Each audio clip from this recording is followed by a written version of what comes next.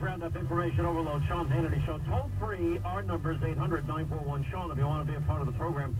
So I'm on this program yesterday, and I go through, and it's amazing what finally will get the media's attention. So I go through every single thing that I have been discussing now for a long time about the crimes that Hillary Clinton committed. How she put her top secret, private, confidential, special access programming information on a mom and pop shop server that was stored in a bathroom closet. Platte River Networks is the place, which is illegal if you mishandle classified information. That's a felony. If you destroy classified information, it's a felony. In the original draft of the Comey-Strzok exoneration of Hillary, they said 6 foreign intelligence services had hacked into Hillary's email server. She did it to avoid congressional oversight. She lied about having top secret classified special access programming information on it, and she also destroyed such. Those are all crimes. Then, when it was subpoenaed, she deleted 33,000 emails. She acid washed her hard drive with bleach bit. She had an aide bust up her devices with hammers. And the one BlackBerry that she did hand over to the FBI, well, that had no SIM card in it. A lot of good that is.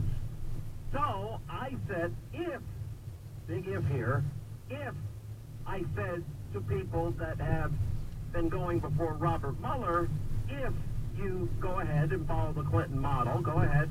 It's not going to work out very well. And I even said I'm joking at one point.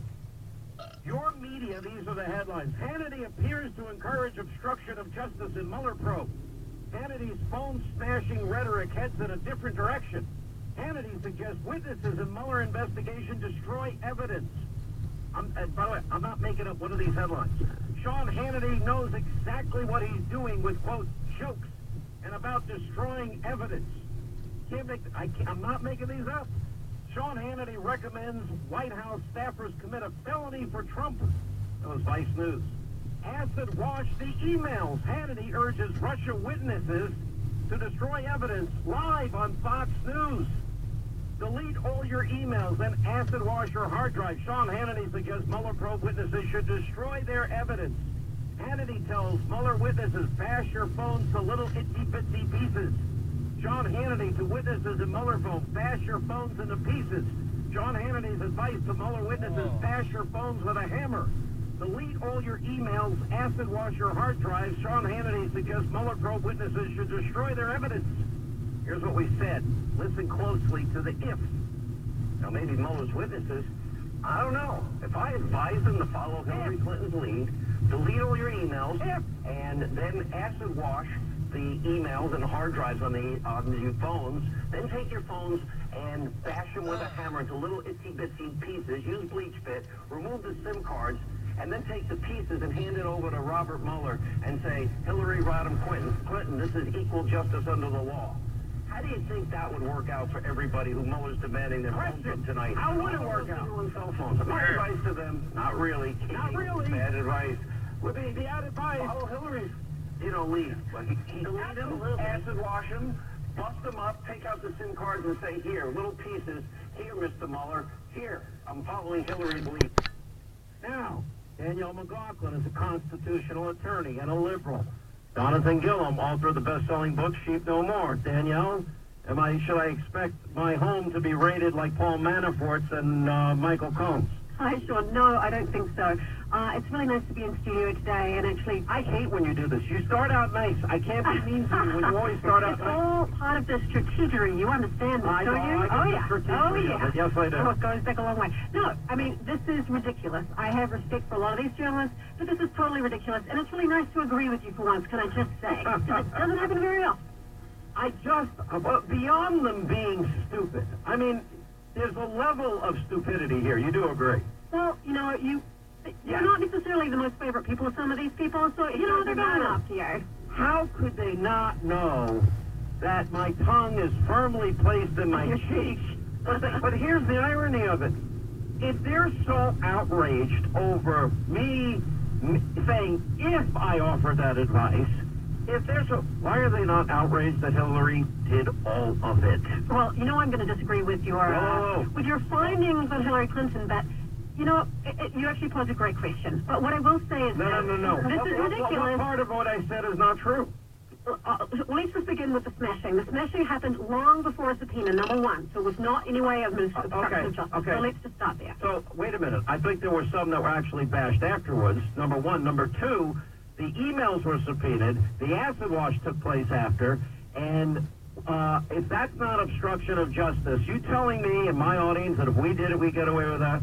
I'm not saying that. Would you recommend that to any client? No, I absolutely would not. And there was a mistake made. Do you think it's possible to have 33,000 emails on yoga, one wedding, one funeral, and emails to your husband who doesn't email? Do you think 33,000? Do you think it's possible? Well, you know what? There was also a wedding in there. Did you mention the wedding? The wedding. I mean, you've been married. You're married. I said one wedding, one funeral, and I said yoga, and Bill Clinton doesn't email. You've never been mother of the bride, Sean.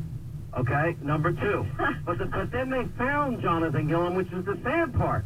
Then, in fact, they got some of those back, and what did we find out? Yeah, in spite of what she said, they were marked classified, they were top secret, and yeah, they did have special access programming on it, and so she lied about that. So I'm going to throw some massive strategery at Danielle. I think that was the word that she used. Hey, Jonathan. Howard. So here's the thing. Look at all the stuff that you guys are talking about, and then when you talk about the BlackBerries that were crushed and the one that was actually given back, the SIM card was taken out of it.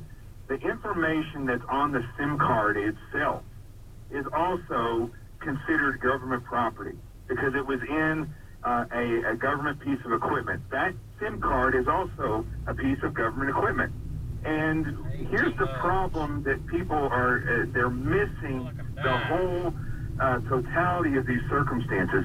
Each single one of these events is calculated, and the way you can determine that is by looking at the process in which they went about destroying the information, obstructing the collection of that information, and destroying these pieces of government equipment. Now, the way that the information was transferred is through the servers in the Clinton's homes, the way that Strzok and Page and these people tried to use their BlackBerries instead of official emails to do work, the way that Comey used a professor to leak information so that he could somehow cause this special investigation, and the way that Mueller himself has used leaks.